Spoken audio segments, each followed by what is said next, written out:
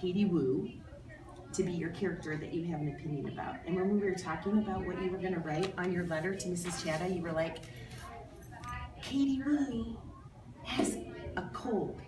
And then you said colds are gross. That's your opinion about colds, right?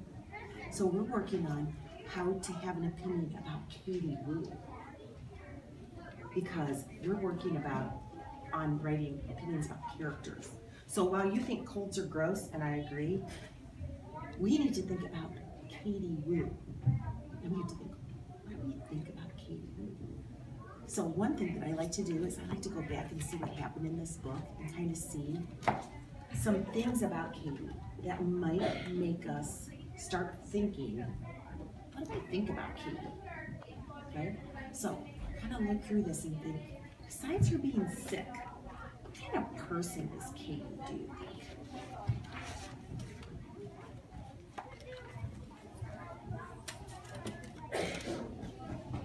Kind of have to look back and see what's happening, huh? It looks like Katie was a girl who has a cold. Mm-hmm. And that's fact, right? So sometimes it's hard to come up with a thing that we think about a person. So I'm going to show you how we might do that, okay? So I want you to look at my notebook here, okay? So when we're thinking about an opinion, we think about how you feel about something. Like you did a cold. You were like, I think colds are gross. So that's how you feel about a cold. And then we could give some reasons why colds are gross, right? And today we're focusing on what you think about someone. We're going to think about what we think about Katie Wu. So I was thinking about Mercy Watson. So look what I wrote.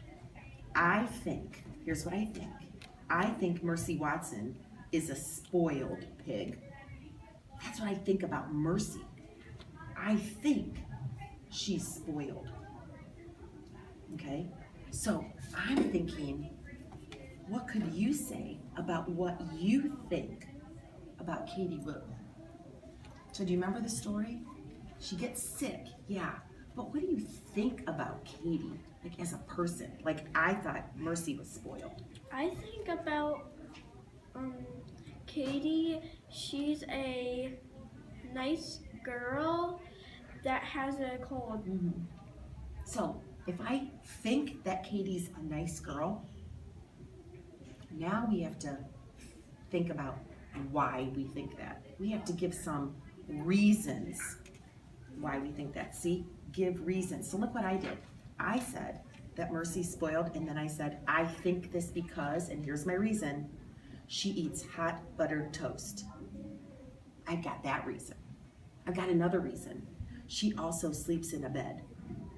That's spoiled. Pigs don't sleep in beds, right? And then I've got a third reason. She gets lullabies sung to her. I can come up with 3 really good reasons why I think Mercy's spoiled.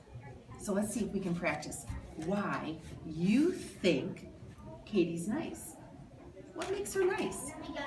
Because she's getting phone calls from friends, and you don't really have friends if you're not nice. So I could say, I think Katie is nice because she gets phone calls from friends, and only nice people really have friends like that. Okay, that's one reason. So I want you to think, I think Katie Wu is is nice. nice because That was one reason. What else?